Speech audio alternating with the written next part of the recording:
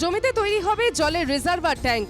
জনস্বাস্থ্য কারিগরি দপ্তরের এই কাজে জমি দান করলে পরিবারের 2 সদস্যকে দেওয়া হবে চাকরি।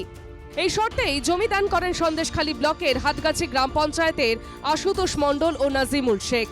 জলের ট্যাঙ্ক তৈরির কাজও প্রায় শেষের পথে। তবে 2 জমিদাতাকে সরকারের তরফে কেবল একটি করেই চাকরি দেওয়া হয়েছে বলে অভিযোগ।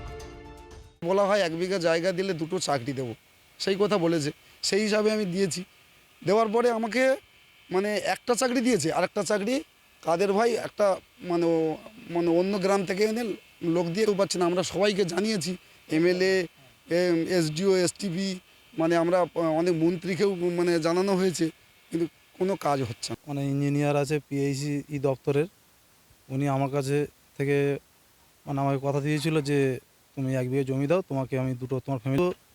আমাকে একটা কাজ দিয়েছে এবং ট্যাঙ্কি কমপ্লিট না হওয়ার আগে মানে আমাদের হাটগাছি অঞ্চলে যিনি উপপ্রধান আছে আব্দুল কাদের মোল্লা, ওনার ছেলেকে এখানে প্রজেক্ট করেছে ভেলা। জমিদাতাদের এই দাবি মিথ্যে বলে দাবি করেছেন হাটগাছি গ্রাম পঞ্চায়েতের উপপ্রধান। তিনি বলেন, 2টি চাকরি দেওয়ার চুক্তি হয়ে থাকলে জমিদাতারা সেই প্রমাণপত্র দেখাক।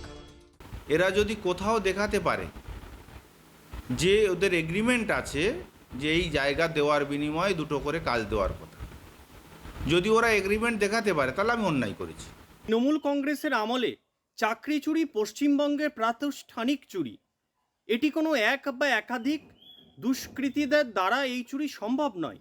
এটি পুরোপুরি সরকারিভাবে সরকারি পদ্ধতি মেনে হচ্ছে, তার একাধিক প্রমাণ রয়েছে এবং তৃণমূল কংগ্রেসের মন্ত্রীরা সরাসরি যুক্ত থাকছেন এই ধরনের অপকর্মে।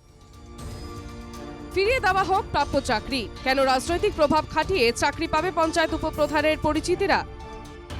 প্রশ্ন তুলছেন সন্দেশখালীর হাটগাছি এলাকার 2 জমিদাতা।